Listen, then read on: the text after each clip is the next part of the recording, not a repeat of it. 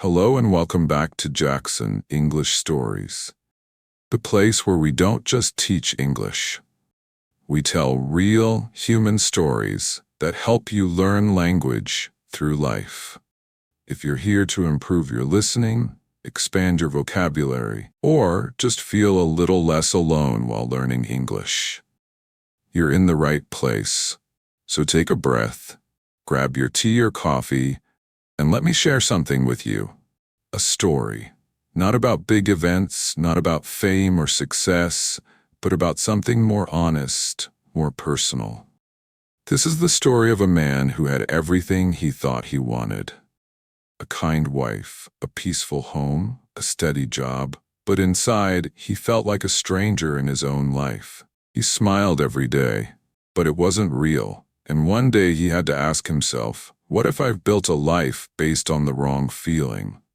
What if I didn't choose love, I just ran from pain? If that question touches something in you, even just a little, then stay with me, because in the next few minutes, you're going to hear a journey of honesty, healing, and the courage it takes to start over. His name was Ethan, and 1 year before the wedding, he was heartbroken.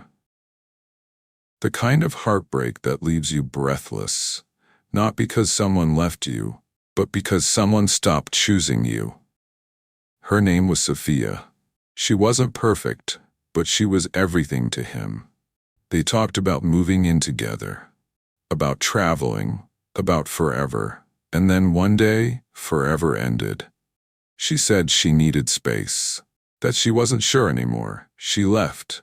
No fights, no screaming, just silence. Ethan waited for a message, a call, a reason, but it never came. He didn't talk much about it to anyone. He went to work, paid his bills, smiled when people asked, but inside he felt like a hollow version of himself. And that's when Laura came into his life. She was kind, soft-spoken, steady. She listened when he talked. She smiled when he didn't. And maybe that was enough. So when she looked into his eyes and said, "I feel safe with you," he didn't say, "I'm still healing." He said, "I feel the same." 3 months later, they were engaged. 6 months after that, married. Not because Ethan fell in love again, but because he wanted to stop falling apart. You see, sometimes people don't get married for the right reasons. They get married to move forward, to forget, to fill the silence with something that looks like love. But here's the truth. Love is not a solution, and marriage is not a bandage. When we marry to escape pain, we often carry that pain into the very place we hoped would heal it. And Ethan, he didn't realize it yet, but his silent mistake was about to grow louder day by day. Laura was everything people said a good partner should be.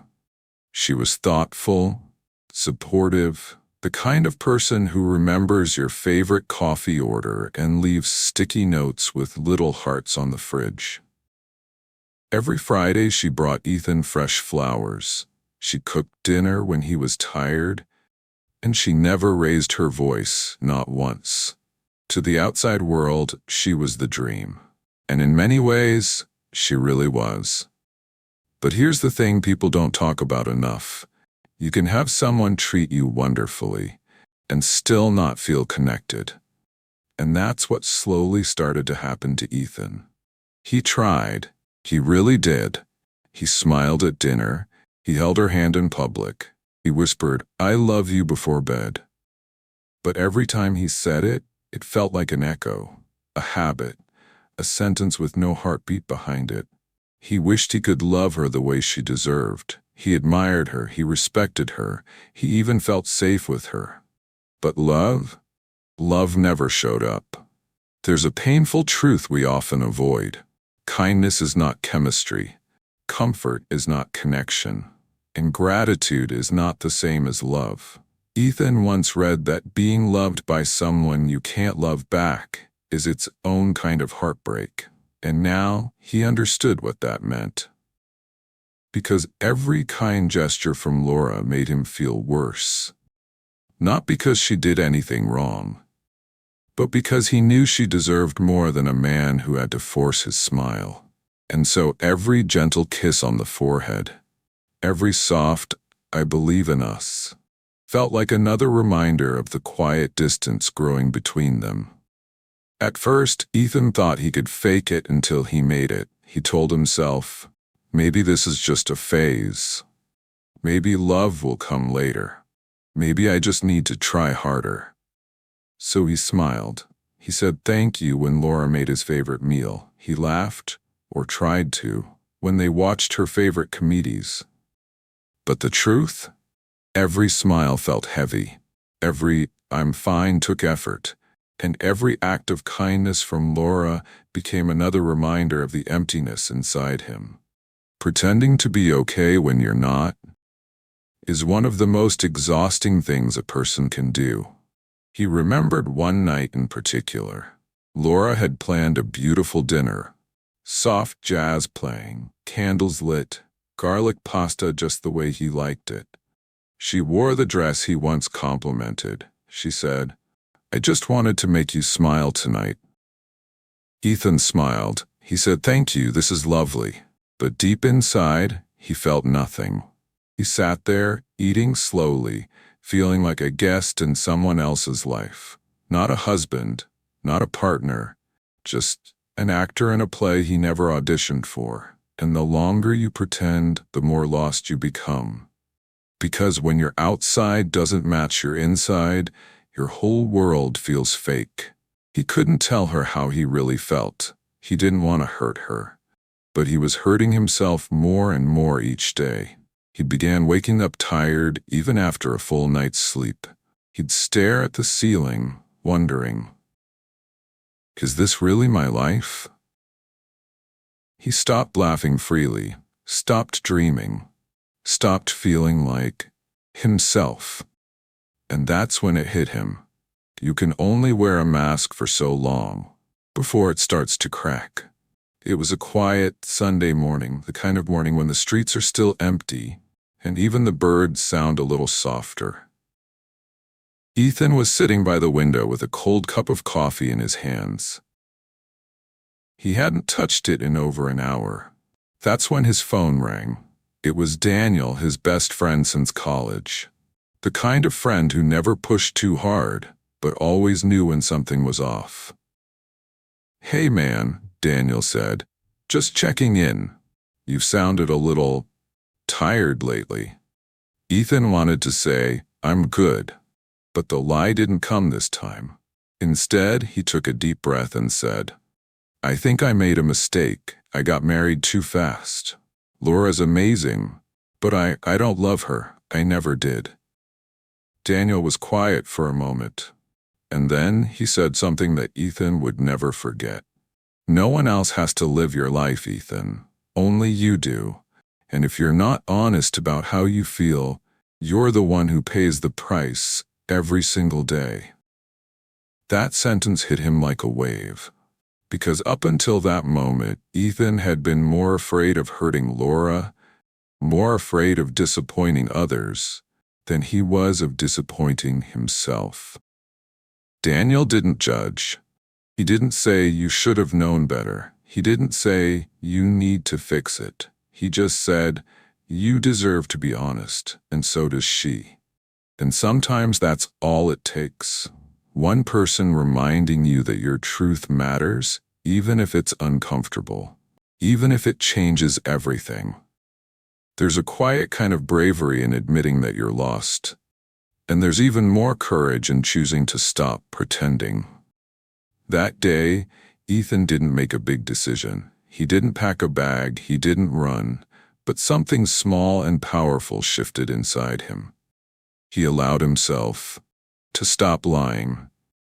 It didn't happen in some dramatic moment. There was no shouting, no slamming doors, no stormy night. It happened on a Tuesday. Ethan had come home from work. Laura was already there, waiting with 2 mugs of tea and soft music playing in the background. She smiled and said, "I missed you today." And something in him broke. Not because she said anything wrong, but because he knew he couldn't keep answering that love with silence. They sat on the couch together. She reached for his hand, and for the first time, Ethan didn't hold hers back. "Laura," he said, his voice quiet, "I need to tell you something." She looked up, eyes soft but alert, like she already knew what was coming. "I care about you," Ethan began. "You've been good to me, better than I probably deserve. But I don't love you. I never have. I married you because I was hurt, because I didn't want to be alone.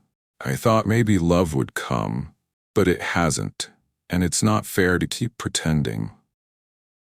Laura didn't cry right away. She didn't yell or ask why. She just sat there, still, silent, processing. And then with a shaky breath, she said, "I knew. I saw it in your eyes every day. I just hoped I was wrong."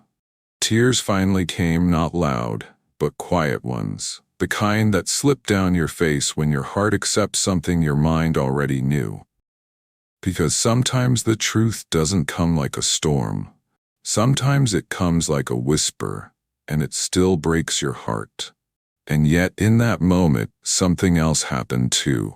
Something unexpected. Laura looked at him, eyes red but calm, and said, "Thank you for finally telling me." He stared at the ceiling, his chest heavy but his lungs breathing just a little easier. He didn't know what would happen next, but for the first time in a long time, he felt like he had finally told the truth, not just to her, but to himself. The apartment was quiet, too quiet. No music playing in the background, no soft hum of Laura cooking, just the sound of Ethan folding clothes and zipping up a small suitcase. It had been a few days since the conversation, the truth. Since then, neither of them had said much. They still moved through the same spaces, shared the same kitchen, but everything felt different.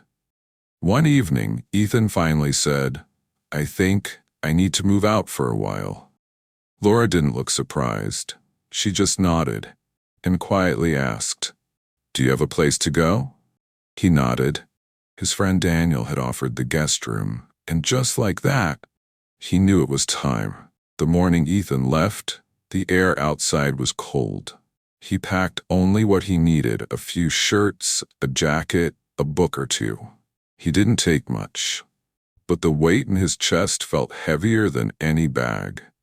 As he walked to the door, he paused. He looked around at the apartment one last time, the couch they used to cuddle on, the shelf with their wedding photo, the kitchen table where they used to drink morning coffee together. Laura stood near the window. She didn't cry.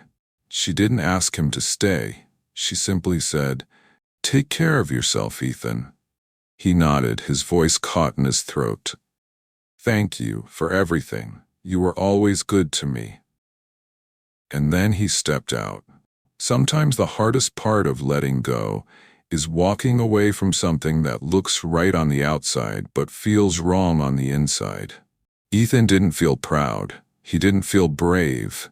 He just felt honest. And maybe that was enough for now. Because leaving isn't always about running away. Sometimes it's about finally walking toward the life that truly belongs to you. That night, he slept at Daniel's place. The guest room was small, with a creaky bed and a single window. But Ethan slept deeply for the first time in months. No guilt, no pretending, just sleep. There's a strange kind of peace that comes with choosing yourself.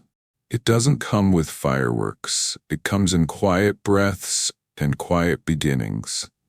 But starting over isn't just about leaving. It's about slowly rebuilding. One morning walk, one honest conversation, one little moment at a time. And for Ethan, that rebuilding began not with love, but with something even deeper. Finding himself. That's where we go next. The guest room at Daniel's apartment was small, just a bed, a desk, and a bookshelf that leaned slightly to one side. But for Ethan, It felt like the first breath of air after being underwater for too long. There were no more forced smiles, no more soft lies at the dinner table, no more pretending. Each morning, he made his own coffee, stared out the window and walked by the lake, watching the leaves turn gold and red. The silence wasn't heavy anymore. It was honest. He started writing again, not stories, just quiet letters to himself. "You're not a bad person," one letter read. "You were just trying to survive." Another said, "You're not broken, you're just finding your way back." One afternoon he saw a flyer in a cafe window, "Creative Writing Class Tuesdays." Something inside nudged him to go. And so he did. The class was small, just a few strangers scribbling their truths onto paper. Ethan listened, then slowly began to write. Week by week, word by word, he found his voice again. One night after class he wrote in his notebook, "I lost love before I ever found it.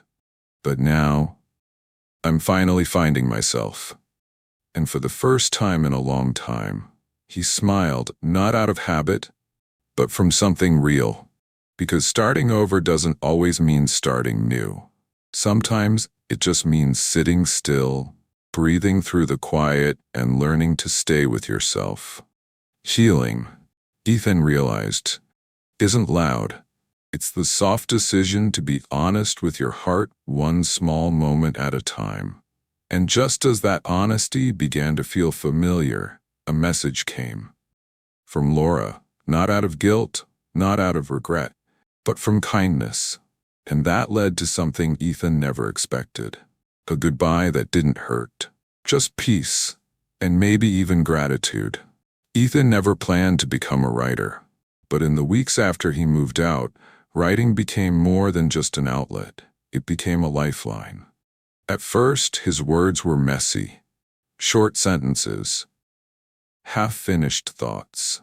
Pages that began with "I don't know what I'm feeling" and ended with silence. But somehow, each time he put pen to paper, the noise in his mind got quieter. He wrote about the first time he met Laura, about the quiet dinners that felt more like rituals than romance, about the guilt that came with every kiss he didn't feel. Some days, he wrote only one line. Other days, he couldn't stop. The more he wrote, the more he understood. He hadn't just lost love. He had lost himself along the way. And now, word by word, he was coming back. One evening, he found the necklace Laura had given him on their trip to the lake. A small silver heart on a thin chain. He held it for a long time before placing it in a small box. Alongside it, he left a note that simply said, "Thank you for your kindness. I couldn't wear this, but I'll never forget it." He gave it to Daniel to return to her. That moment, quiet and unspoken, felt like the final chapter he needed. Because healing isn't about forgetting, it's about remembering with gentleness. It's about writing things down, not just to hold on, but to let go.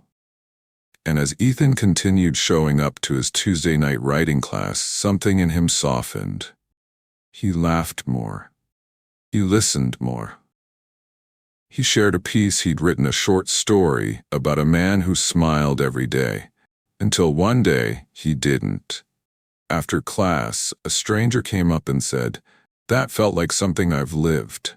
Ethan smiled, "Me too," because sometimes, when you share your pain, it becomes something others can hold too. And in that, there's healing not just for you, but for someone else. And maybe, just maybe, that's the point of telling our stories. Not to change the past, but to make peace with it. And as Ethan looked ahead, living quietly in his small studio apartment, something new began to rise in him. Not the need to find love again, but the courage to live fully, even without it. No dramatic reunion. No second chance at love. Instead, what came next was something quieter and far more real. Peace. Months had passed since he moved into his small studio apartment, It wasn't much, just a bed by the window, a few plants, a bookshelf filled with stories, and a little table where he wrote each morning. But it was his. He painted the walls a soft yellow. He brewed his own coffee. He learned to sit with himself, in silence, without needing to explain anything to anyone. Some mornings still felt lonely. Healing, after all, isn't linear. But even in those quiet moments, he no longer felt lost. He had chosen himself not out of selfishness, but out of truth. One afternoon, while cleaning out a drawer, Ethan found the journal he had kept during his marriage. He flipped through pages filled with doubt, sadness, guilt, and growth. On the last page, he had once scribbled, "Will I ever feel like myself again?" And now, as he closed the book, he smiled gently and whispered, "Yes." Choosing yourself doesn't mean you don't love others. It means you finally stopped abandoning the one person who's been with you all along. You. One day, he got a simple message from Laura. It read, "Hi, Ethan. Just wanted to say I hope you're doing well. No pressure to reply. I just wanted to thank you. Not for what we had, but for being honest in the end. I'm okay now. I hope you are too." He sat with the message for a while, then replied, "Thank you, Laura. I wish you peace and happiness too." And that was it. Not a grand ending. Just two people who once shared a life, quietly letting each other go. Sometimes the real happy ending isn't about love found, but love reclaimed. The love we give back to ourselves after years of giving it away too quickly. Ethan didn't know what the future would hold. But he knew this. He would never again silence his heart to protect an illusion. He would never marry out of fear. He would never confuse comfort with connection. And if anyone listening to his story was in the same place, feeling stuck, feeling numb, feeling scared to say the truth, he wanted them to know, you are not alone. It's okay to start again. Be honest, be brave. Your heart knows the way.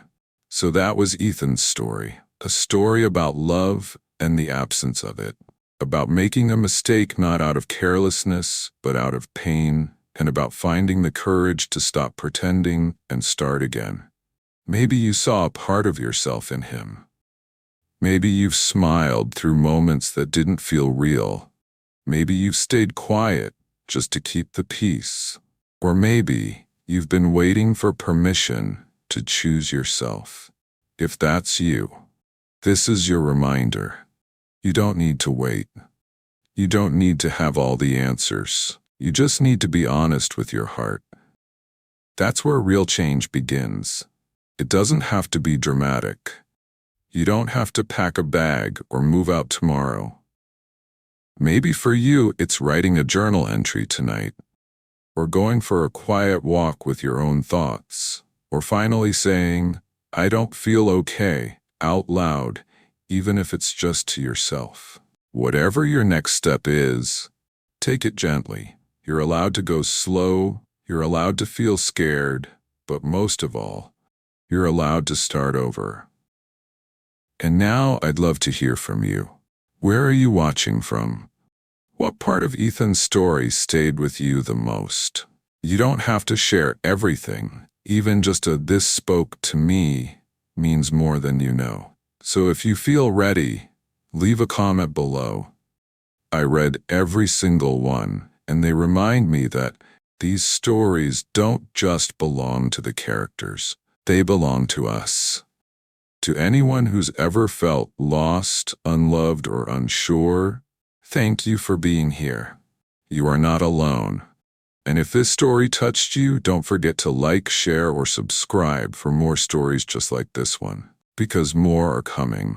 Stories of growth, of mistakes and redemption, of quiet courage and learning to live with truth. Until then, take care of yourself, be kind to your heart, and I'll see you in the next story.